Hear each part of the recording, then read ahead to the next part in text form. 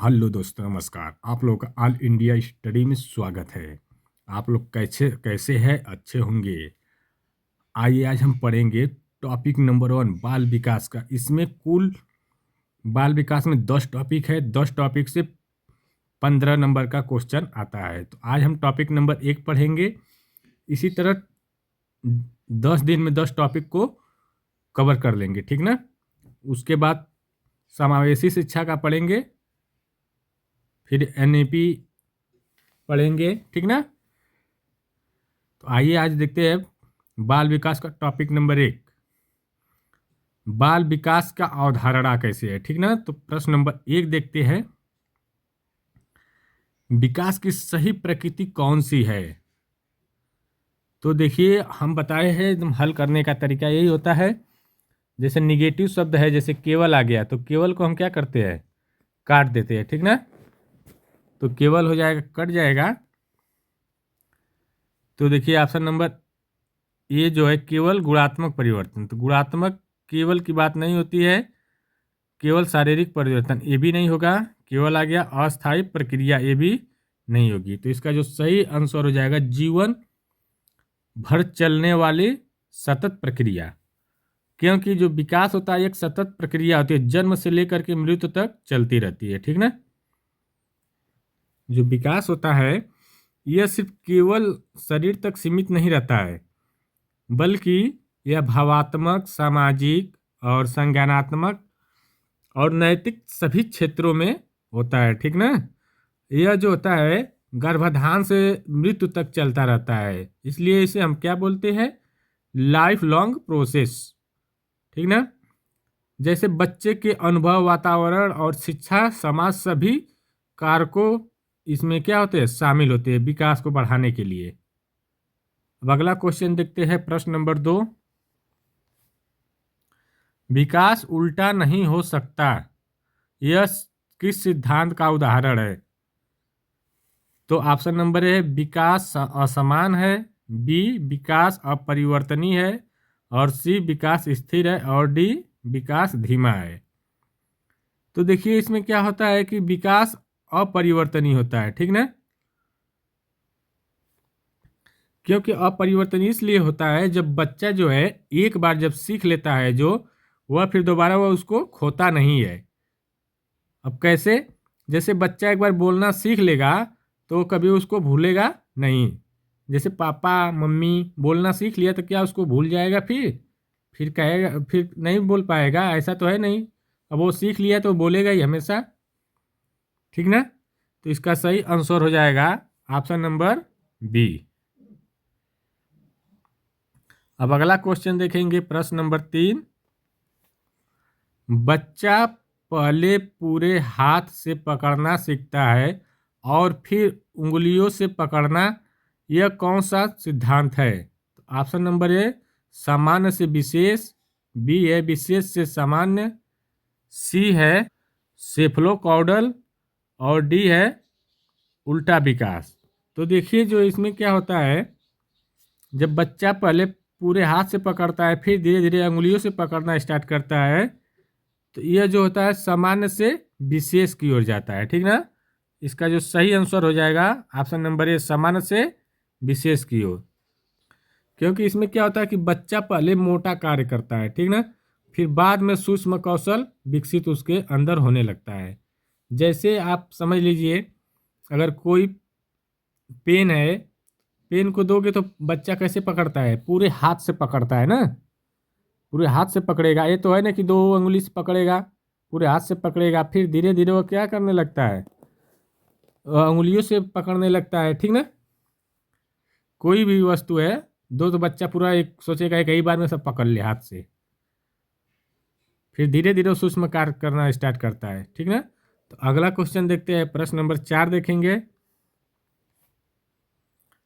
सिर से पैर की ओर विकास का सिद्धांत कहलाता है। तो ऑप्शन नंबर ए है सेफलोकॉर्डल्स, बी है प्रोक्सीमोडिस्टल, सी है सामान्य से विशेष, और डी है सीधा विकास। तो देखिए इसमें क्या होता है, सिर से पैर की ओर जब विकास का सिद्धांत ये कहता है कॉडल्स कहा जाता है, ठीक ना। इसको क्या कहते हैं? Cephalocaudals. Option number A is correct answer, ठीक ना। अब देखिए यह बना है सेफलो से सेफलो। सेफलो का मतलब होता है हेड, ठीक ना, और कॉडल का मतलब होता है फुट, ठीक ना। तो इन दोनों से मिल करके बना है सेफलो कॉडल। इस सिद्धांत में जो बच्चा होता है वो पहले गर्दन और फिर सिर को नियंत्रित करता है, ठीक ना, फिर कमर और अंत में पैर की ओर नियंत्रित करता है। पहले बच्चा गर्दन को नियंत्रित करता है, फिर सिर को नियंत्रित करता है, फिर उसके बाद कमर, पैर, अंत में पैर की ओर नियंत्रित करता है। अगला क्वेश्चन देखेंगे। प्रश्न नंबर 6 है, सॉरी 5। केंद्र से बाहरी अंगों की ओर विकास किस सिद्धांत से संबंधित है? तो ऑप्शन नंबर ए सामान्य से विशेष, और बी है सेफलोकॉडल्स, सी प्रोक्सी मोडिस्टल, और डी है परिपक्वता। तो इसमें जो होता है केंद्र से बाहर की ओर जब जाता है बच्चा, तो प्रोक्सिमल मतलब सेंटर होता है और डिस्टल मतलब आउटर, ठीक ना। तो केंद्र से बाहर की ओर जाना प्रोक्सी मोड डिस्टल होगा, ठीक ना। इसका सही आंसर हो जाएगा ऑप्शन नंबर बी।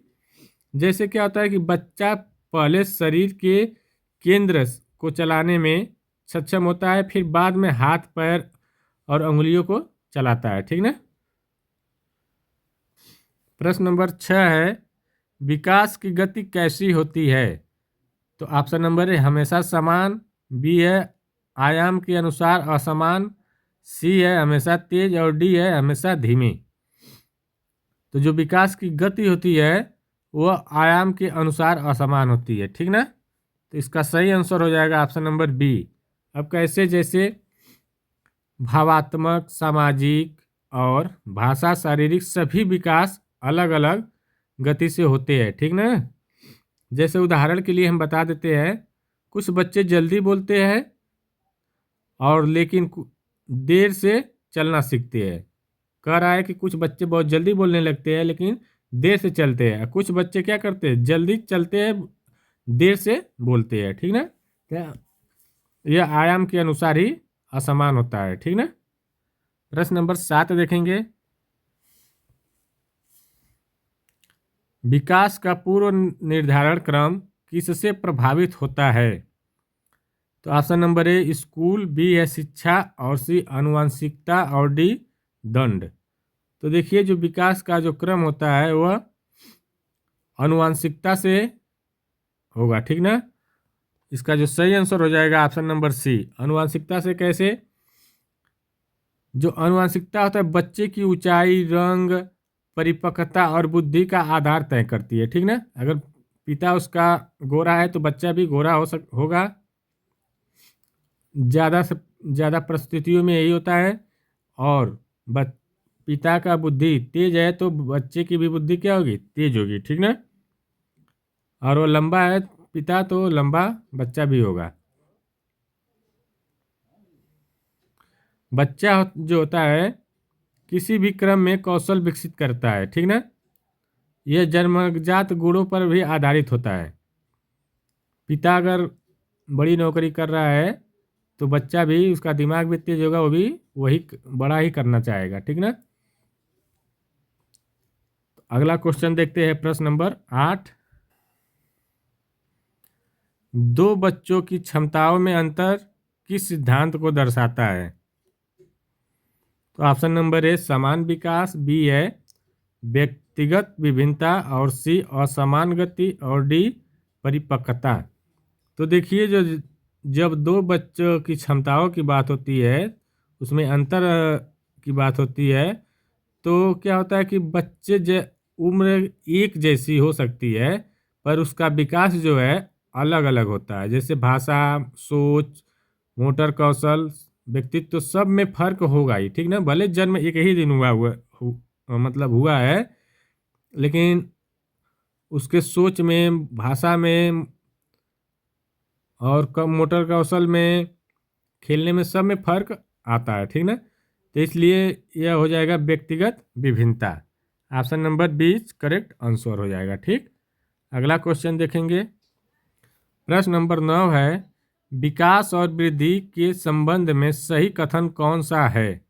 तो ऑप्शन नंबर ए वृद्धि गुणात्मक है, बी है वृद्धि जन्मजात है, और सी वृद्धि मात्रात्मक, विकास गुणात्मक, और डी विकास मात्रात्मक। देखिए क्या होता है इसमें कि जो ग्रोथ होता है, वृद्धि जो होती है वो हमेशा मात्रात्मक होती है। उसमें साइज होती है, वजन होता है, हाइट होती है। वजन ना मापा जाता है, हाइट को मापा जाता है, साइज को भी मापा जाता है। और जो डेवलपमेंट होता है, विकास जो होता है, उसमें क्या होता है, थिंकिंग होती है, इमोशन होता है, व्यवहार होता है। ठीक ना? तो जो डेवलपमेंट है वह निरंतर चलने वाली प्रक्रिया होती है। हमेशा व्यवहार क्या होगा, लास्ट तक चलेगा ना, मृत्यु तक। और थिंकिंग सोच क्या होती है, हमें जन्म से मृत्यु तक चलती रहेगी। और उसका गुण क्या है, वो भी क्या होगा, चलता रहेगा। वो किस प्रकार का गुण है उसके अंदर। तो क्या है कि दोनों अलग अलग है, लेकिन क्या है, एक दूसरे पर निर्भर है जरूर। ठीक ना? तो इसका जो सही आंसर हो जाएगा ऑप्शन नंबर सी, वृद्धि मात्रात्मक होती है और विकास गुणात्मक होता है। Option number C. प्रश्न नंबर 10 देखेंगे। बच्चा चलना पहले सीखता है क्योंकि यह, ऑप्शन नंबर ए सामाजिक प्रक्रिया है, बी पूर्व निर्धारित विकास क्रम है, सी है सीखा हुआ व्यवहार, और डी है शिक्षक का प्रभाव। तो देखते हैं कि बच्चा जब चलना सीखता है तो यह कैसी प्रक्रिया होती है। क्या होता है कि बच्चा पहले क्या करता है, बैठता है, फिर रेंगता है, फिर वह खड़ा होता है, और फिर अंत में चलता है। ठीक ना? तो इस यह क्रम क्या होता है, बायोलॉजिकल होता है। ठीक ना? जिससे यह तय होता है कि एक क्रम होता है, पहले बैठना, फिर रेंगना, फिर खड़ा होना, फिर चलना अंत में। तो पूर्व निर्धारित विकास क्रम हो जाएगा, क्योंकि क्रम से ही हो रहा है ना। ऐसा तो नहीं है बच्चा पहले ही खड़ा होकर दौड़ने लगेगा, पहले बैठेगा ही ना। तो इसलिए इसका सही आंसर हो जाएगा ऑप्शन नंबर बी। प्रश्न नंबर 11 देखेंगे। संज्ञानात्मक विकास किससे संबंधित है? तो ऑप्शन नंबर ए है हड्डियों का विकास, बी है सोचने समझने और समस्या समाधान की क्षमता, सी है दौड़ने और कूदने की क्षमता, और डी है सामाजिक व्यवहार। तो देखिए इसमें क्या होता है, संज्ञानात्मक विकास जो है बच्चे के सोच और तर्क तथा याद करने के तथ्यों पर समस्या हल करने की, इसमें सब शामिल होते हैं। ठीक ना? जिन पियाजे ने इसको बताया है, सबसे ज़्यादा महत्व जिन पियाजे ने दी है इसके बारे में। जैसे वो बच्चा क्या करता है, बच्चा कब वर्गीकरण करता है, क्रमबद्ध करना, तुलना करना सीखेगा, वे संज्ञानात्मक विकास में आता है। तो इसका जो सही आंसर हो जाएगा, सोचना समझना और समस्या का क्षमता का समाधान करना। ठीक ना? तो ऑप्शन नंबर 20 सही हो जाएगा, सोचने समझने और समस्या समाधान की क्षमता। ठीक, अगला क्वेश्चन देखेंगे। प्रश्न नंबर 12, कौन सा कथन गलत है? ऑप्शन नंबर ए विकास जीवन भर चलता है, बी विकास उल्टा हो सकता है, सी विकास क्रमबद्ध होता है, और डी विकास गर्भावस्था से शुरू होता है। देखिए क्वेश्चन जो दिया है एकदम सब 2 से 3 क्वेश्चन लग रहा है कि सही है। विकास जीवन भर चलता है, बात तो सही है ना, विकास जीवन भर चलता है। और विकास क्या होता है, देखिए विकास जीवन भर चलता है, बात सही है। विकास उल्टा हो सकता है, विकास क्रमबद्ध होता है। विकास क्या होता है, क्रमबद्ध होता है। कैसे? बच्चा पहले क्या करता है, बताइए। पहले अगर जन्म लेगा तो बैठेगा, फिर रेंगेगा, फिर खड़ा होगा, फिर दौड़ना स्टार्ट करेगा। ठीक ना? या दूसरी तरीका बताए, बच्चा पहले सुनेगा, फिर बोलेगा, फिर करेगा। ठीक, तो ये क्रमबद्ध से होता है और विकास गर्भावस्था से शुरू होता है, ये भी बात सही है। तो इसका जो गलत है ऑप्शन नंबर बी, यही इस ऑप्शन के अनुसार ये वाला सही हो जाएगा, ऑप्शन नंबर बी। ठीक ना। अगला क्वेश्चन देखेंगे, प्रश्न नंबर 13, क्रिटिकल लर्निंग पीरियड किस आयु को कहा जाता है? तो जो है पूरा संक्रियात्मक अवस्था होता है ना। तो देखिए जो क्रिटिकल लर्निंग पीरियड जो होता है वह 2 से 6 वर्ष की आयु को कहा जाता है, जिसको हम गोल्डन पीरियड भी कहते हैं। ठीक ना, गोल्डन अवस्था, जिसमें बच्चा क्या करता है, भाषा, सामाजिकता, अनुकरण, आदतें सबसे तेजी से सीखता है। 2 से 6 वर्ष के उम्र में बच्चा भाषा, आदत, सामाजिकता, अनुकरण ये सब बहुत तेजी से सीखता है। इसलिए इस आयु को हम और क्या नाम से जानते हैं, प्री प्राइमरी आयु भी कहते हैं। ठीक ना। तो इसका जो सही आंसर हो जाएगा option number B. Question number अगला देखेंगे 14,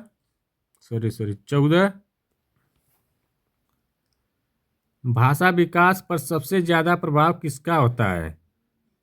तो परिवार और वातावरण पर, यही हो जाएगा ऑप्शन नंबर बी, परिवार और वातावरण पर। कैसे? जब बच्चा क्या करता है, परिवार के साथ रहता है तो वह बोलने का तरीका सीखने लगता है। वो कैसे उसके भाषा जो है परिवार में जो बोली जाती है उसको सुन करके वह भाषा को बच्चा सीखता है। ठीक ना। जिस भाषा में बात करेगा परिवार, माता पिता, वही उसी भाषा में बच्चा भी बात करना सीखता है। जैसे हमारे यहाँ हिंदी में, भोजपुरी में बातें होती है ना, तो बच्चा वही सुनकर वही सीखता है। जैसे इंग्लैंड वगैरह में जाएंगे अंग्रेजों में, तो क्या होता है वहाँ पर इंग्लिश में बात करते हैं तो बच्चा इंग्लिश में सीखता है। ठीक ना। अगला क्वेश्चन देखेंगे, प्रश्न नंबर 15, बच्चा गलती करके सीखता है, यह किस सिद्धांत से संबंधित है? ऑप्शन नंबर ए परिपक्वता, बी परीक्षण त्रुटि सीखना, और सी सामाजिक अधिगम, और डी संज्ञानात्मक विकास। तो देखिए कह रहा है कि बच्चा गलती करके सीखता है, यह किस सिद्धांत से है? तो यह त्रुटि होगा ना, ट्रायल एंड एरर। तो ऑप्शन नंबर बी हो जाएगा, ट्रायल एंड एरर, मतलब परीक्षण त्रुटि सीखना, ऑप्शन नंबर बी। इसमें क्या करता है, बच्चा बार बार कोशिश करता है, गलती करता है, फिर कोशिश करता है, फिर सही करने लगता है। ठीक ना। पहले बच्चा कोशिश करेगा, फिर गलती करेगा, फिर कोशिश करेगा, फिर सही कर पाएगा। ठीक। जैसे ये होता है ना, कोई बच्चा कोई कार्य कर रहा है तो पहले बार किया तो गलत हो गया, फिर दोबारा करेगा तो प्रयास करेगा तो सही हो जाता है। ठीक ना। यह विज्ञान, गणित और रोजमर्रा की गतिविधियों में भी यह सबसे ज़्यादा देखा जाता है। अगला क्वेश्चन देखेंगे, प्रश्न नंबर 16, शिक्षक को विकास का अध्ययन क्यों आवश्यक है? ऑप्शन नंबर ए दंड देने के लिए, बी बच्चों को याद कराना, और सी है बच्चों के स्तर के अनुसार शिक्षण करना, और डी परिणाम जल्दी लाने के लिए। तो देखिए क्या होता है, शिक्षक को विकास का अध्ययन इसलिए जरूरी होता है कि हर बच्चे को सीखने की गति क्या होती है, अलग अलग होती है। इसीलिए शिक्षक केवल तभी प्रभावी शिक्षण दे सकता है जब वह विकास स्तर को समझेगा। ठीक ना। जब विकास स्तर को शिक्षक समझेगा तभी वह प्रभावी शिक्षण दे पाएगा। जैसे इस सिद्धांत जो को एनसीएफ और एनईपी पर आधारित है। ठीक ना यह सिद्धांत। तो इसका जो सही आंसर हो जाएगा ऑप्शन नंबर सी। अब प्रश्न नंबर 17 देखेंगे, परिपक्वता का उदाहरण कौन सा है? ऑप्शन नंबर ए लिखना, पढ़ना, चलना, गणना। तो देखिए परिपक्व बच्चा कब होगा, वह पहले क्या करता है, बैठेगा, रेंगेगा, चलेगा, फिर तब ना जब चलना लास्ट स्टेज हो जा रहा है बच्चे का। तो जब दौड़ने लग रहा है बच्चा, ठीक, जब बच्चा क्या कर रहा है, दौड़ना स्टार्ट कर दे रहा है, ठीक ना, तब वो परिपक्व हो रहा है।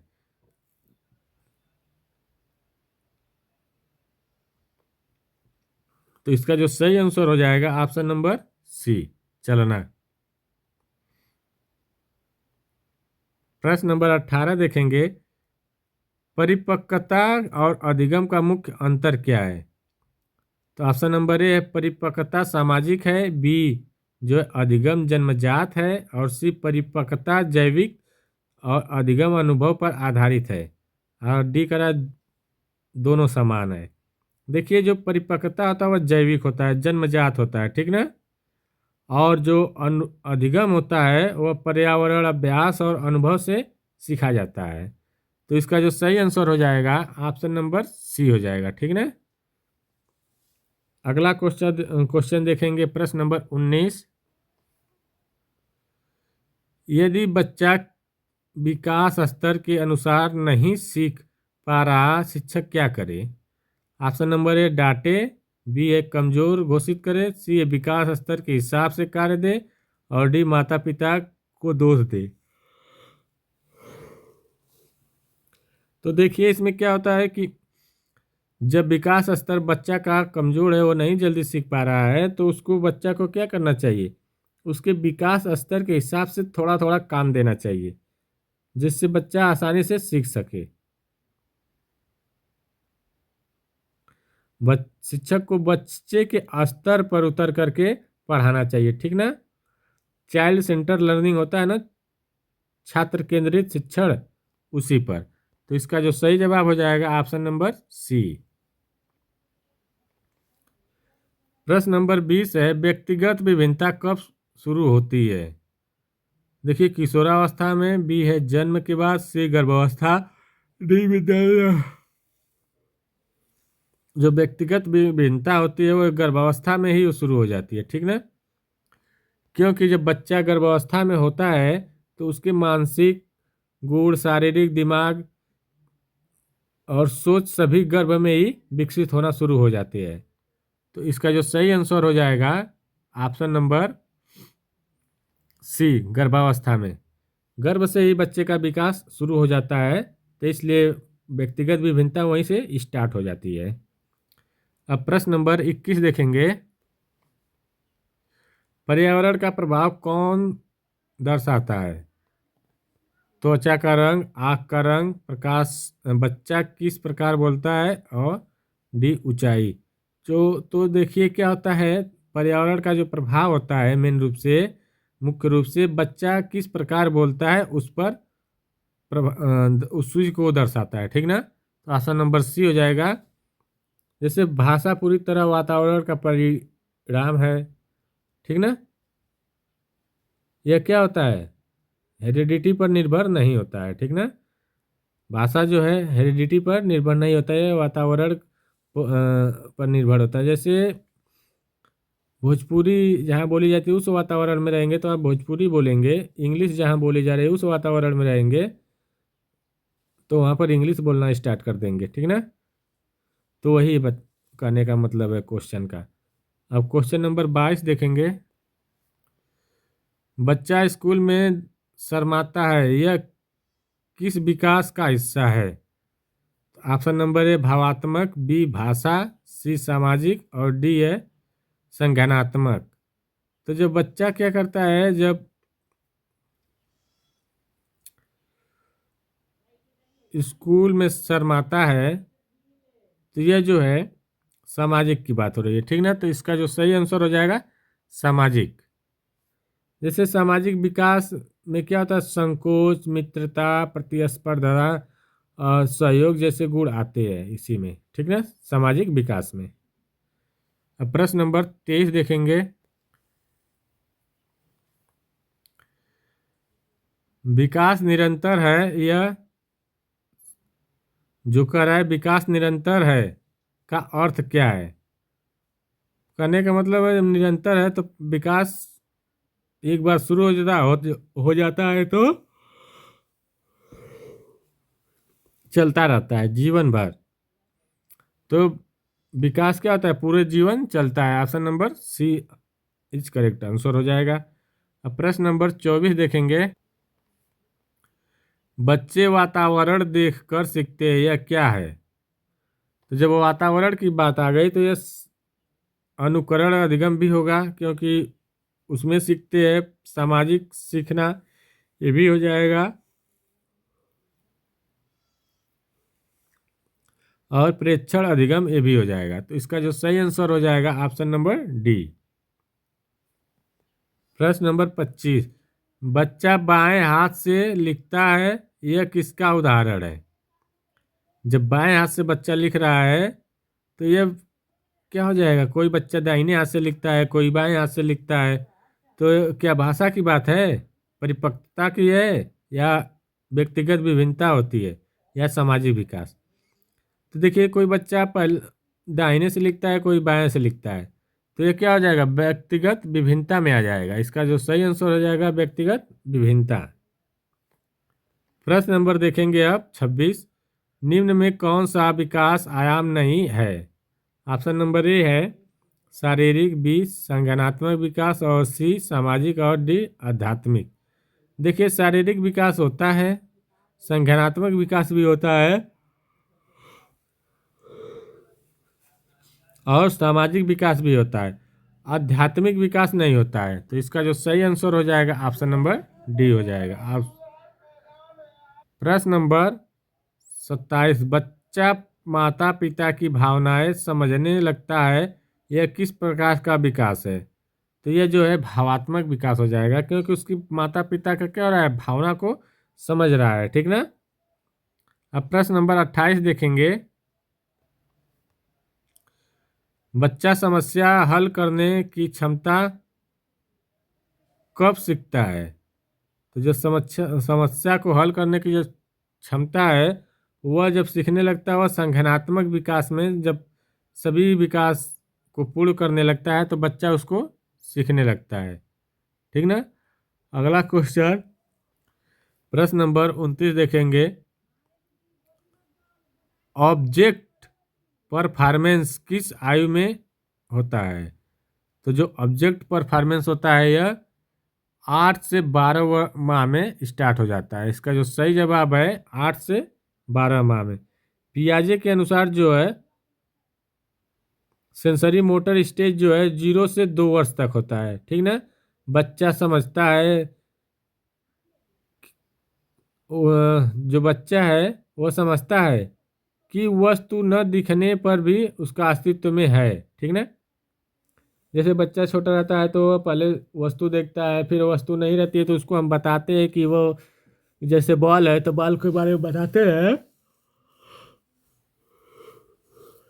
तो बच्चा क्या करता है, सीखने लगता है ना, जान जाता है कि हाँ वो वस्तु नहीं है लेकिन वो बॉल है। प्रश्न नंबर 30। विकास का सबसे बड़ा प्रभाव किसका है? Option number A TB, B है एकल कारक, सी है नेचर प्लस नेचर, और डी केवल समाज। तो इसका जो सही आंसर हो जाएगा नेचर प्लस